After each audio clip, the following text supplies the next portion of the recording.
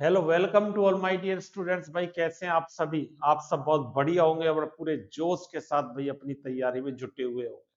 आज जो हम बात कर रहे हैं, आज इंपॉर्टेंट क्वेश्चंस की बात कर रहे हैं और रेडियो एक्टिव एलिमेंट केमिस्ट्री में जितने भी इंपॉर्टेंट क्वेश्चंस बनते हैं वो सभी आज हम डिस्कस करेंगे। इनको पढ़ के चले जाना, एग्जाम में कहीं ना कहीं इसमें से आपको क्वेश्चंस जरूर मिलेंगे।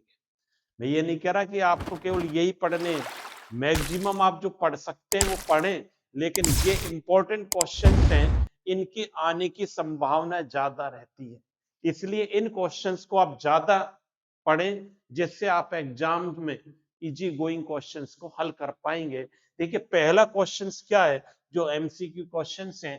पहला क्वेश्चन हमारा क्या है, यहाँ पर बोर्ड पर हम देखेंगे कि बाहरी नाभिक के दो लगभग समान द्रव्यमान वाले नाभिकों में टूटने की प्रक्रिया कहलाती है। The process in which a heavy nucleus split into two nuclei of nearly equal mass is called. मतलब दो पार्ट में टूट जाए, दो भागों में टूट जाए, दो लगभग समान द्रव्यमान वालों भाग में टूट जाए, तो भाई वो क्रिया क्या कहलाती है? इस न्यूक्लियस स्प्लिट की रिएक्शन क्या कहलाती है? नाभिकीय विखंडन, नाभिकीय फिशन रिएक्शन कहलाती है। इस बात को आप नोट कर लेना, क्या कहलाती है? न्यूक्लियर फिशन कहलाती है। तो पहला क्वेश्चन हमारा यहाँ कंप्लीट होता है कि क्या कहलाती है? न्यूक्लियर फिशन की रिएक्शन ये कहलाती है। अब मैं बात करूंगा दूसरे क्वेश्चन पर। चलिए स्क्रीन पर दूसरा क्वेश्चन आ रहा है आपके। नाभिकीय विखंडन के दौरान सामान्यतः कितने न्यूट्रॉन निकलते हैं? How many neutrons are generally release during nuclear fission? Nuclear fission में मोस्टली कितने निकलते हैं? 2 से 3 ही निकलते हैं। 2 से 3 आपने विखंडन की रिएक्शन देखी होगी। न्यूट्रॉन के जो कितने निकलते हैं? 2 या 3 न्यूट्रॉन निकलते हैं। और वहां पर आपने पढ़ा भी है, थियोरटिकल में इसको पढ़ा भी है। जो लॉन्ग आंसर टाइप के क्वेश्चन है वहां भी देखा है, 2-3 न्यूट्रॉन यहाँ पर निकलते हैं। चलिए अगले क्वेश्चन की बात करते हैं। नियंत्रित श्रृंखलित अभिक्रिया, कंट्रोल्ड चेन रिएक्शन का उपयोग किया जाता है। अब रिएक्शन को, नाभ की अभिक्रियाएं क्या होती है? अनकंट्रोल्ड होती है। आपको ये बता रखा है मैंने, एक टॉपिक पढ़ाया था रिएक्टर, जहां पर रिएक्शन को क्या कर देते हैं? कंट्रोल कर देते हैं। तो नाभ की जो रिएक्टर है वहां पर क्या किया जाता है? इसको कंट्रोल कर सकते हैं। तो अपना आंसर परमाणु बम तो अनकंट्रोल होता है, नहीं होगा। हाइड्रोजन बम भी नहीं है, रेडियोथेरेपी। आंसर हो गया आपका न्यूक्लियर रिएक्टर। न्यूक्लियर रिएक्टर में क्या होता है? कंट्रोल्ड रिएक्शन होती है। चलिए आगे बात करते हैं। एल्फा कण क्या होता है? हर बच्चा जानता है भाई, एल्फा कण क्या होता है? हीलियम का नाभिक होता है 2He4। हीलियम क्या होता है? हीलियम होता है, ये होता है He2O4। ये हीलियम का नाभिक होता है। और हीलियम पर चार्ज कितना होता है? +2 होता है। तो हीलियम नाभिक जो है वो क्या है? एल्फा कण होता है 2He4। मास नंबर इसका कितना है? 4।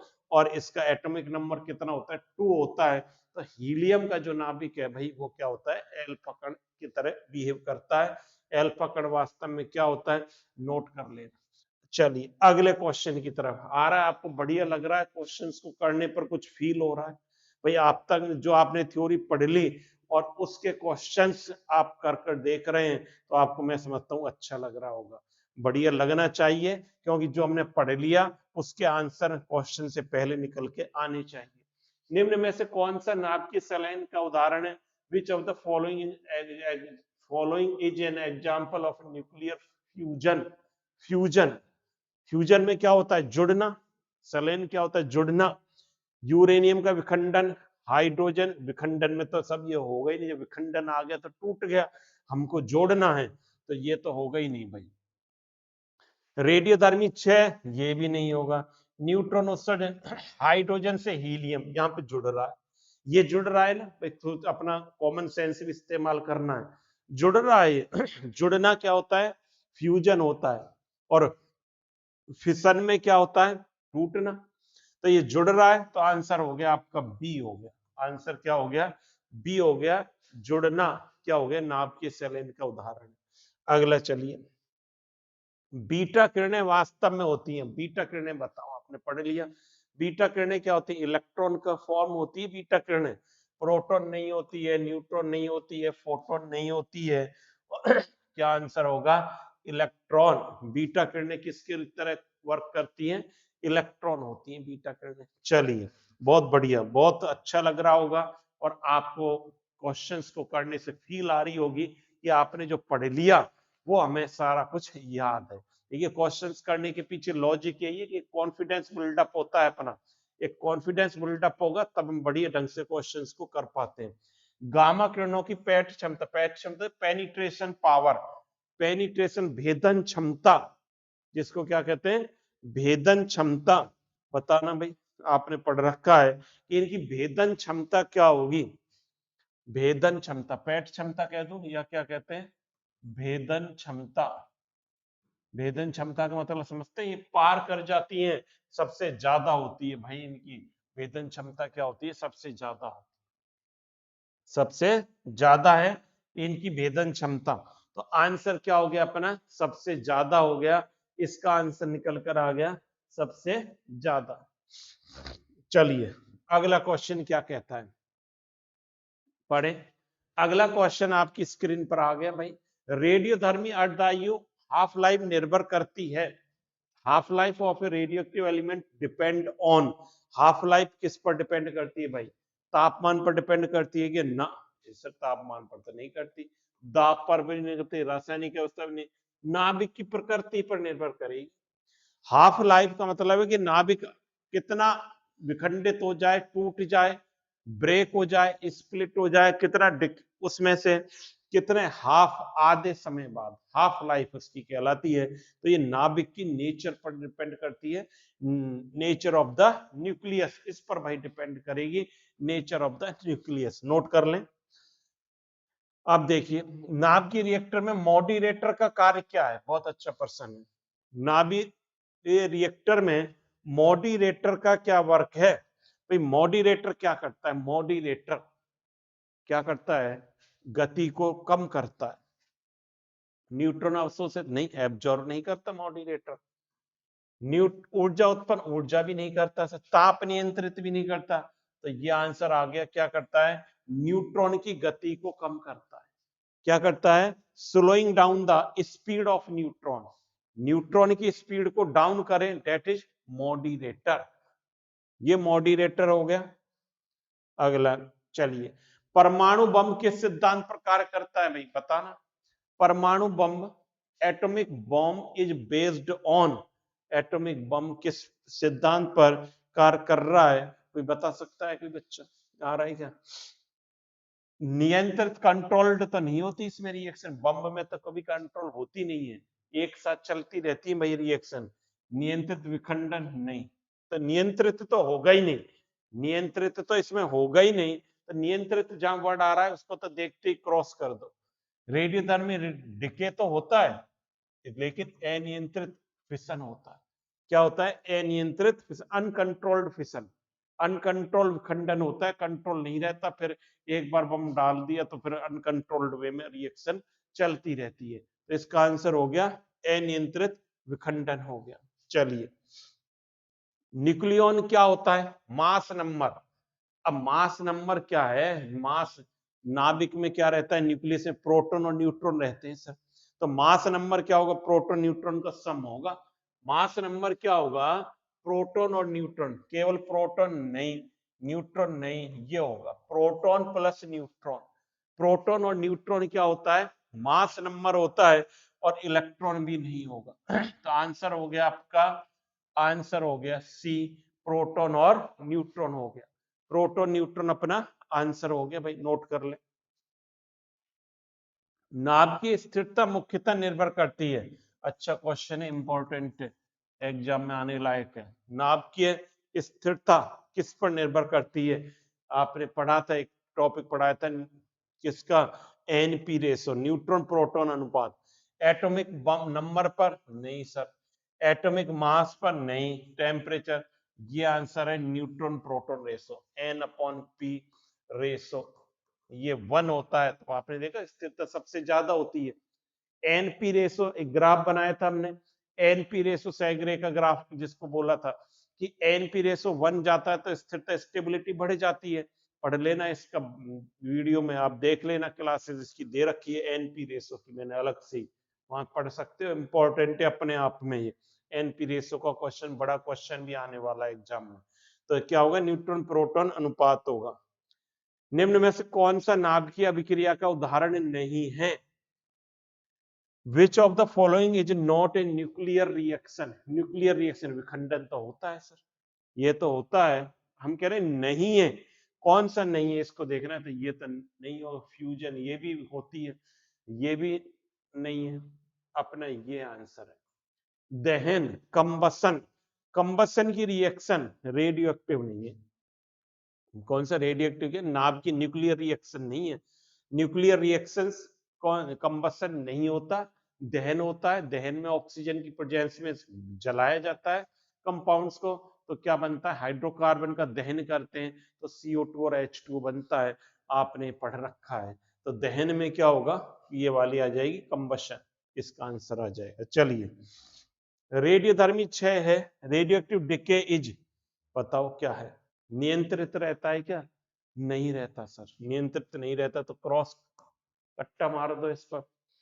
ताप पर निर्भर करता है क्या? नहीं सर, ये ताप पर भी निर्भर नहीं, इसका कोई मतलब नहीं, ताप से भी बहुत ज्यादा, तो ताप पर भी निर्भर नहीं। दाब पर निर्भर करता है क्या? नहीं सर। स्पॉन्टेनियस है क्या? बिल्कुल है सर, स्वतः होता है। रेडियो एक्टिव डिके में होता ही क्या है, रेडियो एक्टिव डिके अपना आप, ऐसा विखंडन जिससे अपना आप विकिरणें निकलती रहती हैं, यही तो बात बताई थी। नेचुरल रेडियो एक्टिव जो पदार्थ होते हैं, यूरेनियम है, जिससे लगातार विकिरण रेडिएशन अपना आप निकलती रहती है, हमें कुछ करने की आवश्यकता नहीं होती है। इसलिए इसको क्या कहते हैं, क्या ये स्पॉन्टेनियस प्रोसेस है, स्वतः स्फूर्त प्रक्रिया कहलाती है। चलिए, अल्फा 6 में परमाणु क्रमांक कितना घटता है? बहुत बढ़िया क्वेश्चन। ग्रुप डिस्प्लेसमेंट लॉ पढ़ रखा है आपने, ग्रुप डिस्प्लेसमेंट लॉ पढ़ाया था मैंने, वे समूह विस्थापन नियम। अल्फा कण का डिके होता है तो परमाणु क्रमांक में कितनी कमी आती है, और मास नंबर में भाई कितनी आती, ये बताया था। ये कोई एटम है, इससे अल्फा का डिके हो तो क्या बनेगा, ये जेड है, ऐसे लिख सकते हैं, ऐसे लिख लें इसको। चलो दोबारा लिख देता हूं, मान लीजिए इसको, ये होता था एक्स, जेड और ए। इससे एक क्या हो, एल्फा का पार्टिकल हो तो क्या बन जाएगा, एक्स जेड -2 और A-4, ये बनता है, ये बता रखा है समूह विस्थापन नियम में, आपको बता रखा है। और ये क्या हो जाएगा, एल्फा एटॉमिक नंबर डिक्रीज, 2 से डिक्रीज हो रहा है, देख रहे हो, ये 2 से डिक्रीज हो रहा है, तो आंसर क्या हो गया, 2 हो गया सर। आंसर भाई क्या हो गया, 2 हो गया, लिख लें। चलिए, बीटा 6 में नाभिक के भीतर क्या परिवर्तन होता है, ये अच्छा क्वेश्चन आ गया। बीटा डिके में क्या होता है, बीटा डिके में न्यूक्लियस के इंटरनल क्या चेंजेज आते हैं, बीटा डिके में भाई क्या चेंजेज आएंगे बताओ। बीटा डिके में न्यूट्रॉन प्रोटॉन में बदलता है, नोट कर लेना। बीटा डिके में क्या होगा, बीटा डिके में न्यूट्रॉन प्रोटॉन में बदलता है। बीटा डिके में क्या होता है, न्यूट्रॉन प्रोटॉन में बदलता है, इसको नोट कर लेना। बीटा डिके में न्यूट्रॉन प्रोटॉन में परिवर्तित होता है। चलिए, गामा किरणों का द्रव्यमान होता है, गामा रेज है हाई मास, नहीं सर। स्मॉल मास, नहीं भाई। वेरिएबल में नहीं, क्या रहता है, जीरो मास है, इन पर कोई मास नहीं रहता है। गामा रेज का कोई मास नहीं रहता है, जीरो मास रहता है, तो इसका आंसर क्या हो जाएगा, शून्य हो जाएगा। मास क्या रहता है, जीरो रहता है।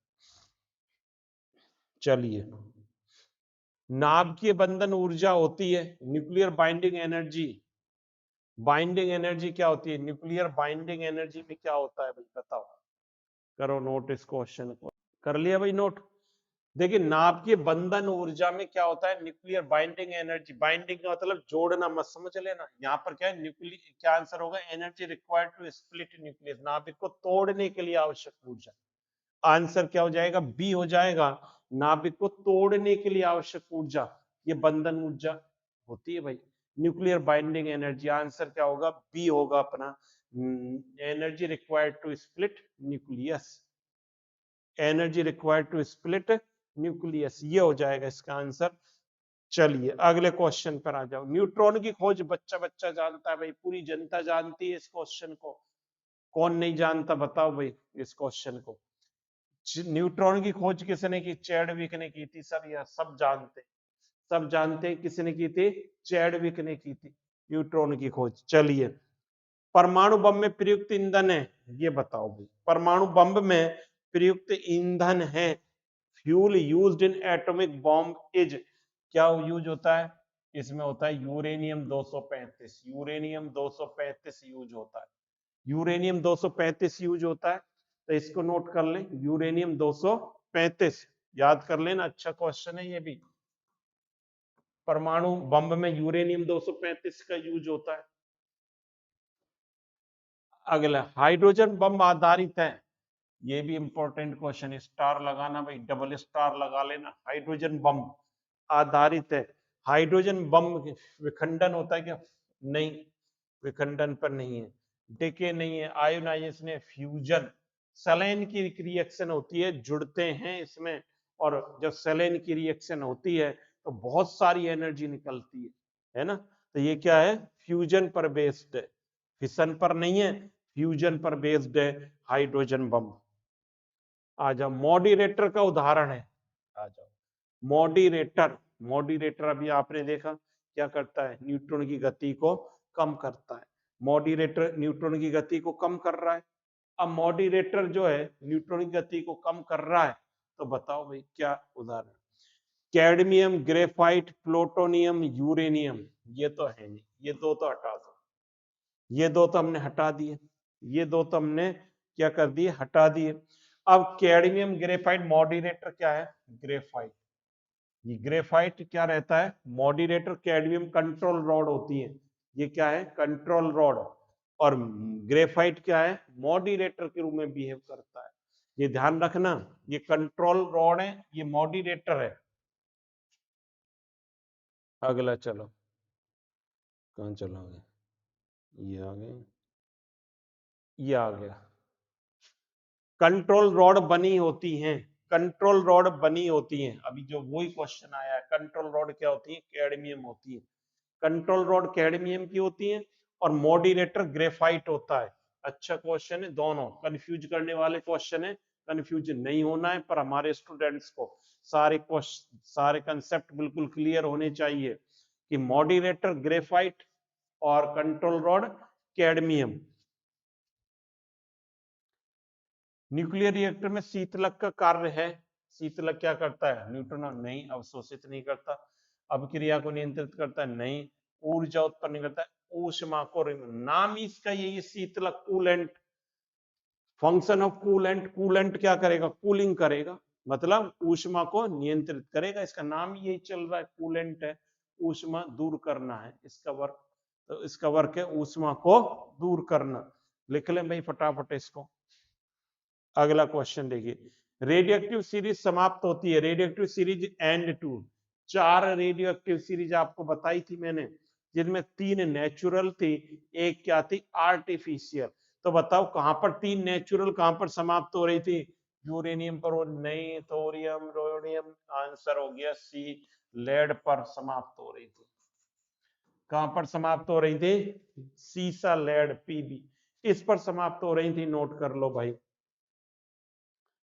सूर्य में ऊर्जा उत्पन्न होने की प्रक्रिया है, अब बताओ, सूर्य में ऊर्जा उत्पन्न होने की प्रक्रिया है, बोलो भाई, process responsible for energy production in the sun, विखंडन होता है कि नहीं, फ्यूजन की रिएक्शन होती है, क्या होता है, फ्यूजन, क्या हो जाएगा आंसर, फ्यूजन हो जाएगा, इसका आंसर हो जाएगा अपना फ्यूजन, भाई नोट कर लो, इसका आंसर हो जाएगा फ्यूजन ना, आपकी सेलेन की जो रिएक्शन होती है वो कहां पर होती है, स्टार्स और सन पर होती है। चलिए और क्वेश्चन बताओ सर, बाहरी जल का उपयोग किया जाता है, heavy water is used as, बताओ भारी जल, एक तो ग्रेफाइट था हमारा मॉडरेटर, और भारी जल का यूज किस में होता है, भारी जल का यूज किस में होता है, बोलो भाई। कर लिए नोट क्वेश्चन।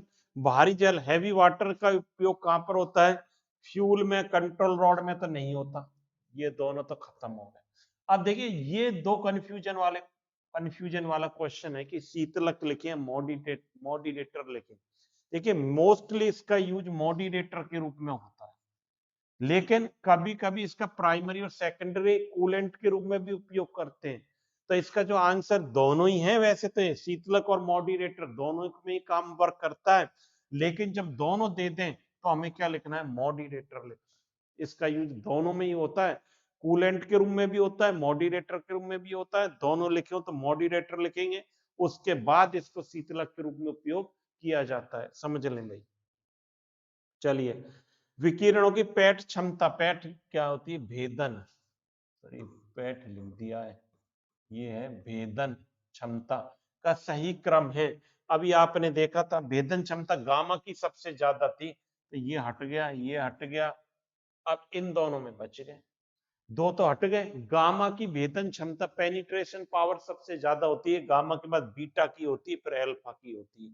तो आंसर ये हो गया गामा, फिर क्या हो गया, बीटा हो गया, गामा बीटा और एल्फा, ये हो जाएगा गामा बीटा और एल्फा हो जाएगा।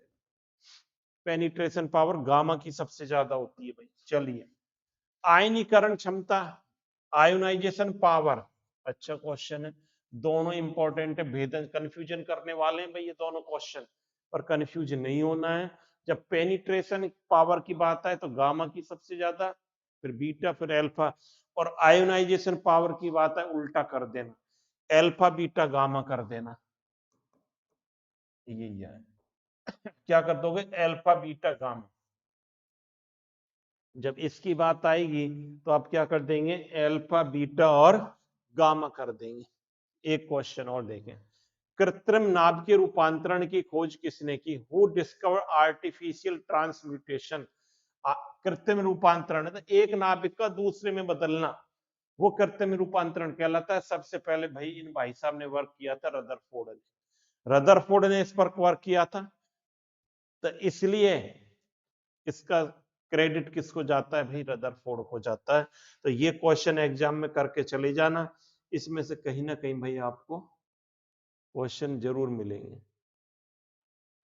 और है भाई अभी तो, और है, और आ जाइए। नाभिकीय रिएक्टर में प्रयुक्त ईंधन होता है, अब बताओ, नाभिकीय रिएक्टर में, नाभिकीय रिएक्टर में जो रिएक्टर है वहां पर क्या होता है, यूरेनियम 235, यूरेनियम 235 यूज होता है नाभिकीय रिएक्टर में। तो इसका आंसर क्या हो जाएगा, यूरेनियम 235।